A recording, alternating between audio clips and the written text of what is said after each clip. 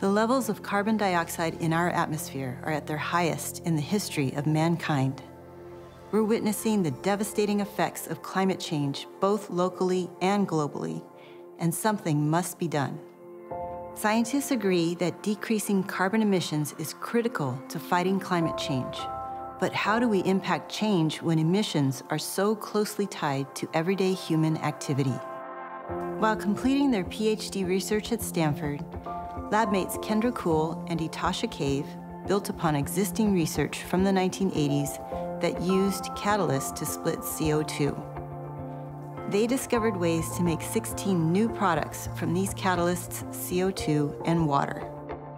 After meeting Nicholas Flanders at Stanford Space Club and connecting over CO2 research, they partnered to build a commercial product with global implications.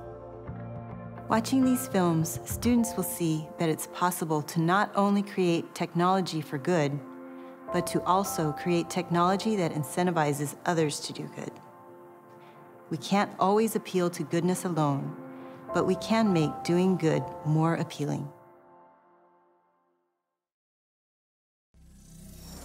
What do your smartphone, a pair of basketball shoes, airplane fuel, and a toilet seat have in common? They are all made from fossil fuels.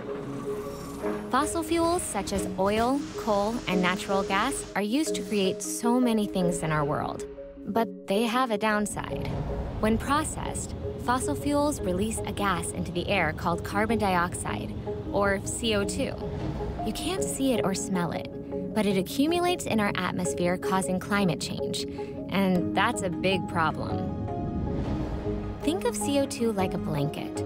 As we continue to release more and more CO2 into the atmosphere, it's like wrapping blanket after blanket around our world, causing the Earth to get warmer and warmer. It's causing the polar ice caps to melt and sea levels to rise. It's affecting our weather, changing our seasons, and it's creating bigger and more frequent storms, floods, and droughts. The buildup of CO2 in our atmosphere must be stopped. How would you solve this problem? There are many different ways that people are working to fight climate change.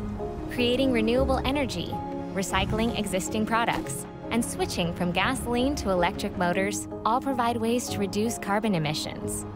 But more needs to be done.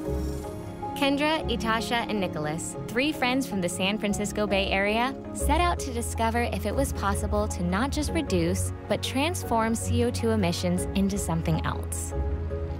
Building upon existing research, they developed a prototype and kept iterating until they created a device that was able to take excess CO2 out of the air and turn it into other useful gases. They called it Opus12, and it works a lot like a plant. Through photosynthesis, a plant converts CO2 using sunlight and water into useful things, such as oxygen and food. Similarly, Opus12 takes CO2 emissions from fossil fuels and adds electricity and water and transforms the CO2 into useful things like plastic for electronics or foam for your running shoes. The device can be placed in locations where a lot of CO2 is emitted, like a chemical or power plant, and transforms CO2 before it even has a chance to be released into the atmosphere.